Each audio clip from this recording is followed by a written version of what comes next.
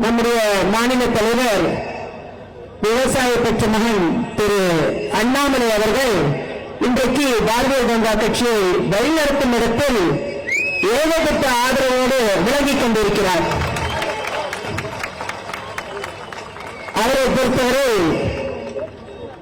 அவர் வந்த பிறகு கட்சியை பன்மடங்கு தமிழக அளவில் இந்திய அளவில் தமிழ்நாடு பிஜேபி அறியப்படுத்தி இருக்கிறார்.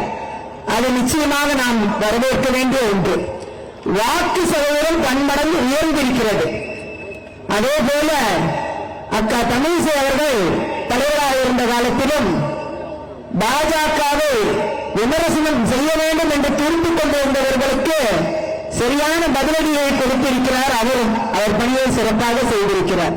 அதே போல அமைச்சராக இருக்கும் திரு முருகன் அவர்கள் தலைவராக இருந்த காலகட்டத்திலும் அவருடைய பணியை அவர் சிறப்பாக செய்திருக்கிறார். இதுபோல பாரதிய ஜனதா கட்சி எங்கே என்று கேள்வி கேட்ட எல்லாருக்கும் இவர்கள் பதிலளிக்கும் விதமாக கட்சியை உயர்த்தி பிடித்து இன்றைக்கு திரு அண்ணாமலை அவர்களின் தலைமையில் இன்றைக்கு கட்சி மிகப்பெரிய ஆதரவோடு தமிழகத்தில் விழா வந்து கொண்டிருக்கிறது என்பதுதான் மகிழ்ச்சியான ஒரு விஷயம்.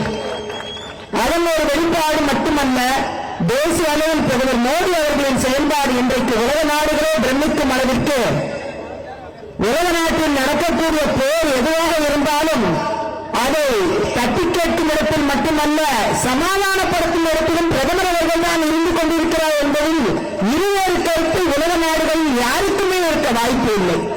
அப்படிப்பட்ட இடத்தில் விஸ்வகுருவாக இந்தியாவை மாற்றும் இடத்தில் பிரதமர் அவர்களின் உழைப்பு என்பது யாரும் எள்ளி நகையாடி பேசினாலும் அதை துச்சமாக மதித்து என் பணி உழைப்பதே என்பதை தலையாய பணியாக எடுத்துக்கொண்டு அவர் உலகம் முழுவதும் சுற்றி வருகிறார், நாட்டை உயர்த்தி பிடிக்கிறார். அப்படி இன்றைக்கு பிரதமர் அவர்களை நீங்கள் எடுத்துக்கொண்டீர்களானால் யூனிஃபார்ம் சிவில் கோட் வர வேண்டும் என்று அவர் தெளிவாக இருக்கிறார்.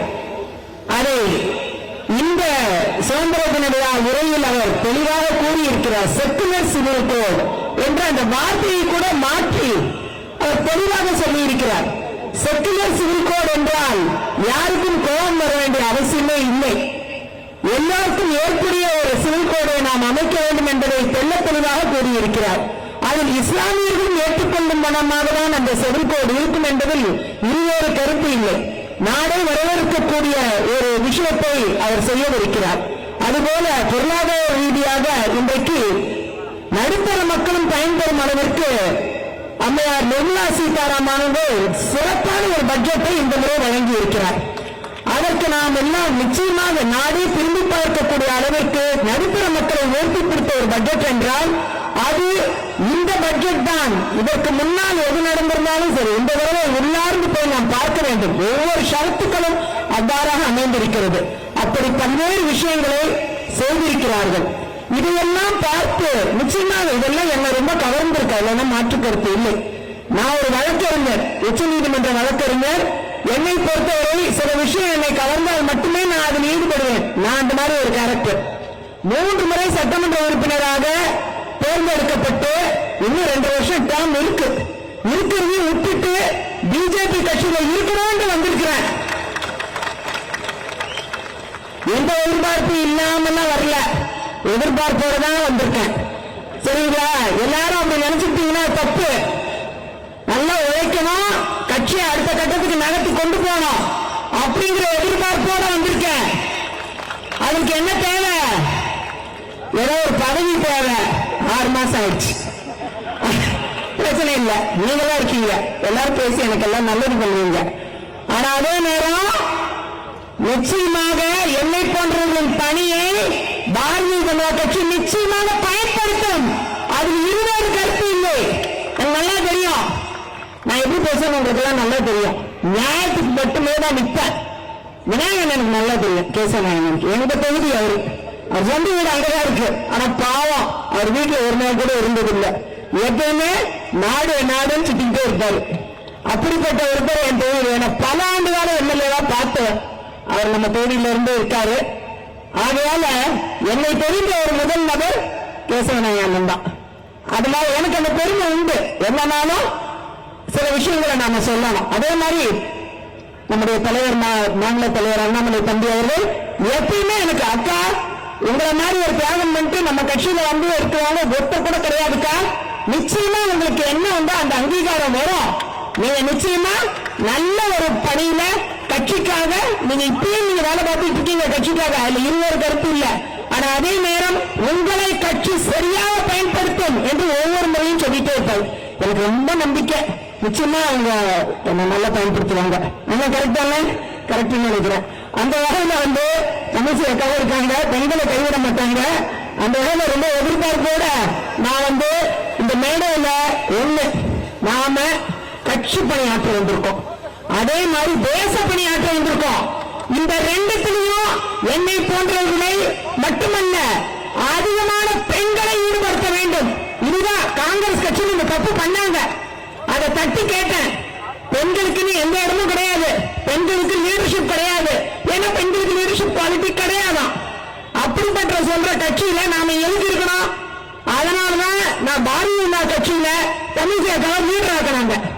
அதே மாதிரி நிர்மலா சீதாராமன் அமைச்சர் ஆக்கினாங்க. சாதாரண அமைச்சரா பொருளாதாரத்துறையும் பாதுகாப்புத்துறையும் அவங்க கையில கொடுத்தாங்க, ஒரு பெண்ணை நம்பி கொடுத்தாங்க. அப்படிப்பட்ட உதாரணங்கள் பாரதிய ஜனதா கட்சியில இருக்கு. இதெல்லாம் பார்த்துதான் என்னை போன்றவர்கள் நிச்சயமாக நம்மை போன்ற உழைப்பாளிகள் திறன்படுத்த பெண்களை நிச்சயமாக பாரதிய ஜனதா கட்சி பயன்படுத்தும் என்பது இருவேறு கருத்து இல்லை. ஆகையால் உங்களுக்காக பணியாற்ற நான் இருக்கிறேன் என்று பாரத பிரதமர் தினந்தோறும் சொல்லிக் கொண்டிருக்கிறார். அவருடைய கனவு இந்த நாடை மிகப்பெரிய விஸ்வகுருவாக உலகின் நாடுகளுக்கெல்லாம் நாடாக மாற்ற வேண்டும். அவருடைய சிந்தனையில் நாம் எல்லாம் இணைந்து பயணிக்க வேண்டிய தூரம் என்பது வெகு தூரத்தில் இல்லை. நிச்சயமாக தமிழ்நாடு மிகப்பெரிய உச்சத்தை அடையும். கட்சி முதல் நல்லா வளர்க்கணுங்க. கட்சி வளர்க்கறதுக்கு முதல் நம்ம கட்சியை நம்ம வளர்க்கணும்.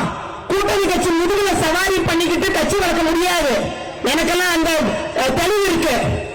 நீங்க காங்கிரஸ் கட்சியில அதே தப்பு. கூட்டணி கட்சி முதுகுல மட்டும் சவாரிப்பாங்க, அப்பப்ப சீட்டு வந்தவங்க இன்னும் ஜெயிச்சு போயிடுவாங்க.